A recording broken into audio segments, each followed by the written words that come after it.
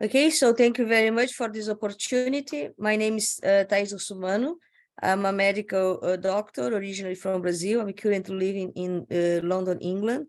I have a very strong background in the area of space physiology, space medicine, and aviation medicine as well.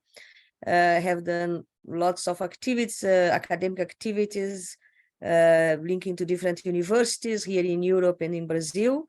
And now I also have a company called Inova Space, which is dedicated to human space exploration, aviation medicine, and digital health. So my presentation today, in fact, I'm going to give two presentations. The first one today is related to medical challenges and achievements in space missions. So first, I think that's important to understand the environment that the astronauts are exposed to. We have nowadays three environments that are very important. The spacecraft or space station one, that is when an astronaut is orbiting the Earth. So low Earth orbit missions called LEO. We also have the moon that you are returning soon. We have this first missions, Apollo missions to the moon between 69 and 72. And one day we go to Mars. So you have these three main environments that you have to deal with when you are in space. So if you look at this slide that I'm presenting now, you can see the evolution of the spacecraft program from the United States. Now, I could have used Russian program or even Chinese program like now that we have very strong program nowadays. But just taking this as an example, you can see that in the beginning, Mercury, Gemini, and Apollo projects, we had a very low barometric pressure, so you had to increase the oxygen to 100%. So that's what the body has to deal with when you are in space, with pressure, oxygen content, temperature, humidity, vibration, noise. So all these stressors to the body physiology and mental health. If you go to the next project, Skylab project in the mid-70s, you can see that the pressure was still low, 5 psi, but the oxygen content was a bit lower than the previous project, 70%, and for the first time was added nitrogen to this environment, which try to simulate what we have in our atmosphere. With the advent of the space shuttle in 1981, we had for the first time, we were able to simulate or mimic what happens in our atmosphere in a spacecraft. So 14.7 psi, which is 1 atm, 760 millimeters of mercury, 20% oxygen, and 8% nitrogen, exactly what we have in our atmosphere. Temperature was controlled and so on. That's what we have nowadays at the ISS. What is not controlled yet is the amount of CO2.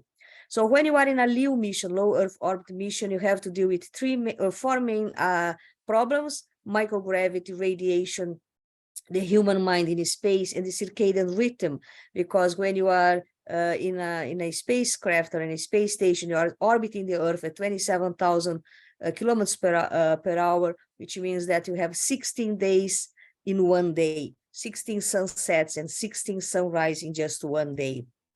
When you go back to the moon, now we are going to have to deal with the environment of the moon, like very thin atmosphere, basically nothing. So there is no oxygen, there is no water, there is no protection against radiation, meteorites, or asteroids, lots of moon dust that can affect not just the humans, but also the spacesuits, spacecraft, habitats, and so on. What is very good in terms of to explore the moon again is to have this possibility of very almost a real-time communication, because the moon is about 300,000 kilometers away from Earth. So you have, at the speed of light, you almost have a real-time communication. It's maybe 1 or 2 second delay, which is very good, still very good for telemedicine, digital health, to help astronauts to adapt and to function and work on the moon. And of course, we have to deal with the moon's gravity, which is called hypogravity, so 6 times less than what we have here on Earth. Going to Mars one day, it's another story, very far away, very low barometric pressure, reaching CO2, it's a toxic gas for humans, temperature is very low, around minus 63 degrees Celsius. Hypogravity is a bit better than the moon, but it's still not as what we have here on Earth. And the main issue or main problem, of course, is the distance that can range from 55 to 400 million kilometers, which makes telemedicine impossible, at least in real time. We need to also think when you talk about humans in space, not just the environment that are going to be exposed to, but for how long they're going to be in these different, very hostile environments. So short-term missions against long-term missions, very different types of reactions and adaptation. And you have also men and women together, that exploring space in different space missions. And then you need to understand how these bodies that are very different in their not just anatomy, but the behavior, the function, how they react to that. I classify space medicine in three main areas: space physiology and psychology, which is the adaptation to these environments; operational medicine, more related to the daily activities of astronauts; and clinical medicines, when the astronaut, on top of all that change, also get some kind of disease. So here you have it's a very old chart, but very important one that shows that each one of these lines is a body system that reacts in different intensity and duration and time scale to the exposure of microgravity. So, for example, the neurovestibular system reacts very quickly, very intensively, and the cardiovascular system much slower than that. So one of the main changes is space motion sickness, neurovestibular disorientation, that we cannot basically understand what is up, what is down, and it creates a conflict in the brain. So I say something, the vestibular system in our inner ear says, well, you are not upside down. This eye says, yeah, you are upside down. And then it creates a conflict in your brain, and then you get sick. The body fluids and blood shifts from the lower part of the body to the upper part of the body, create a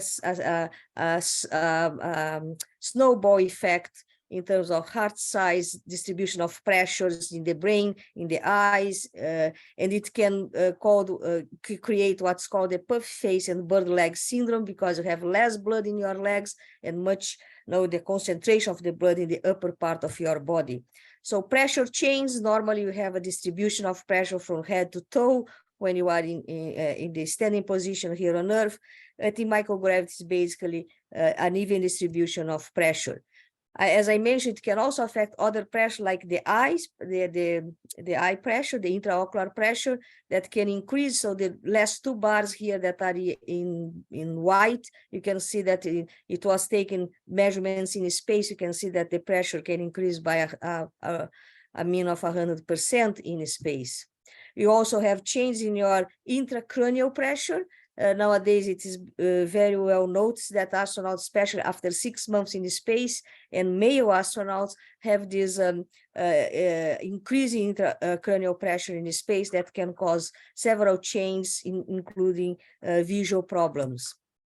We have a stasis, which is the flow of blood in our veins are not it doesn't work properly, so it can have some the flow can be either inverted, from head to instead of going from head to heart, heart to head, which is something very unexpected. Or if it doesn't flow properly, it can create some issues like thrombose, which is the accumulation of blood and thrombus in one area of a vein.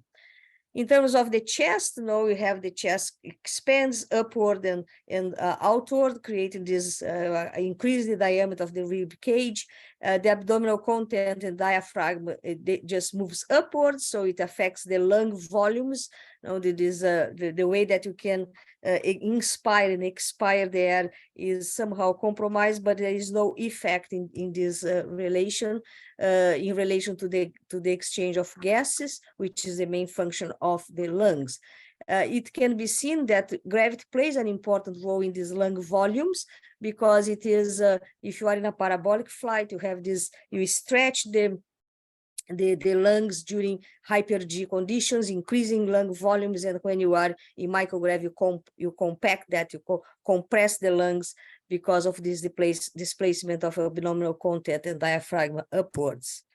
What's interesting that it's not very concerning, because we know that in the standing position, you have this, you have your baseline, let's say, your control for a study. And then if you compare supine position, that's when you lie down on a bed with microgravity. Microgravity, in fact, stays in between standing and supine. So when you lie down on a bed at night, you compress the lungs even more than normally you do in microgravity. So it's not a main concern.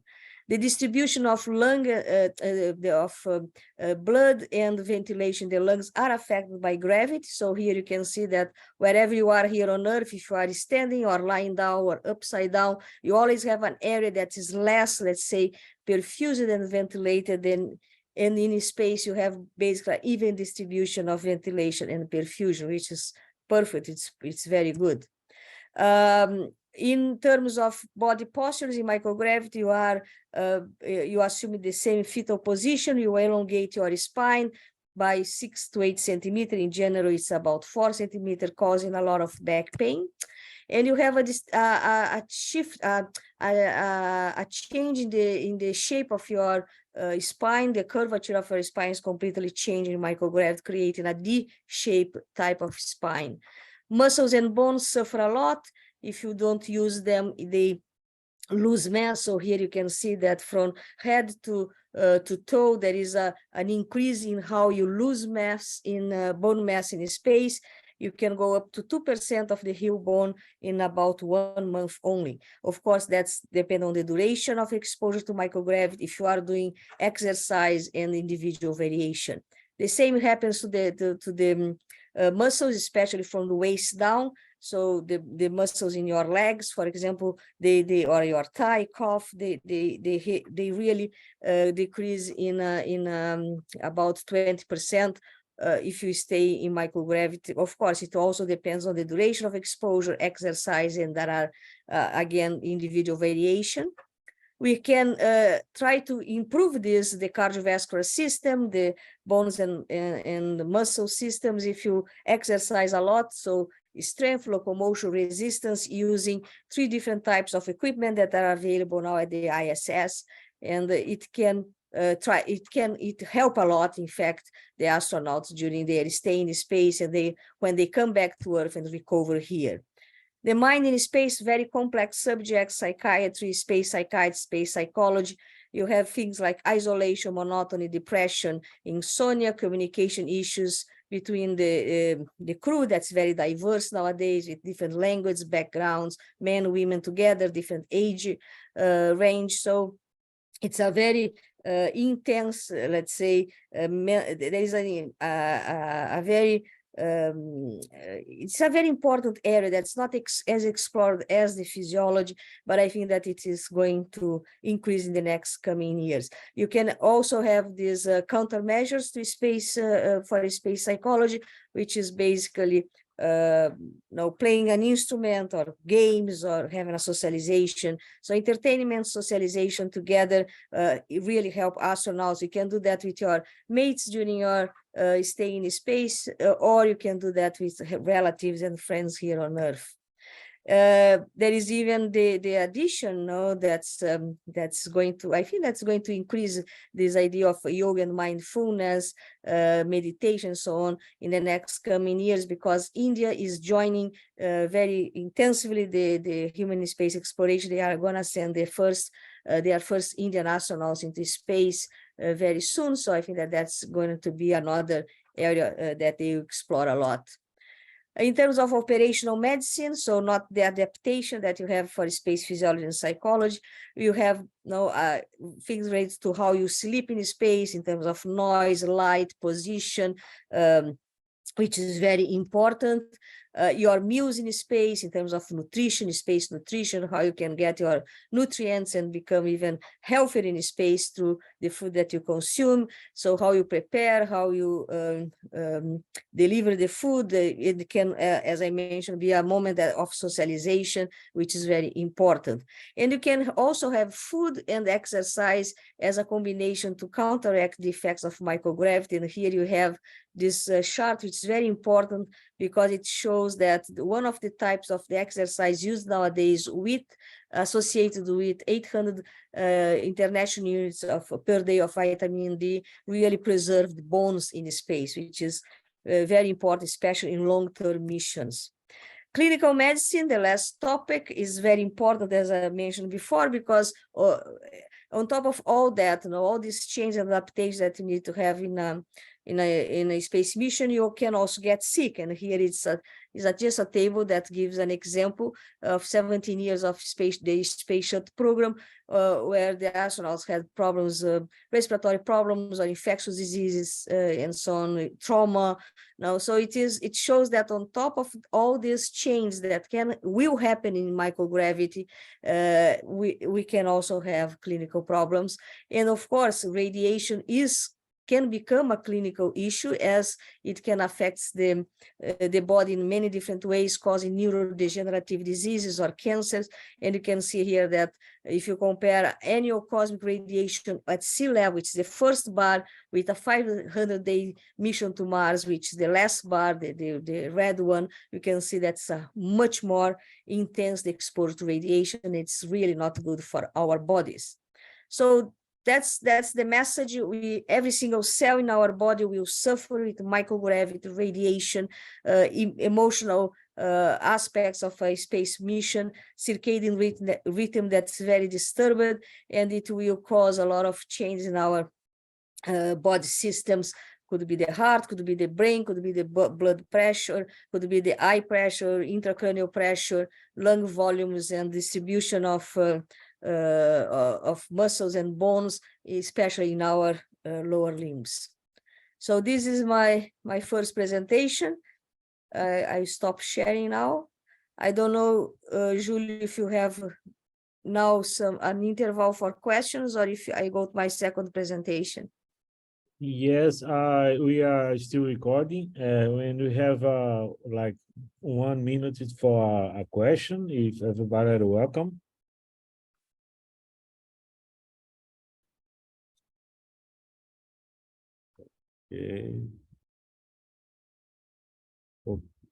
Okay, I am concluding the recording, and congratulations, Professor Russomano.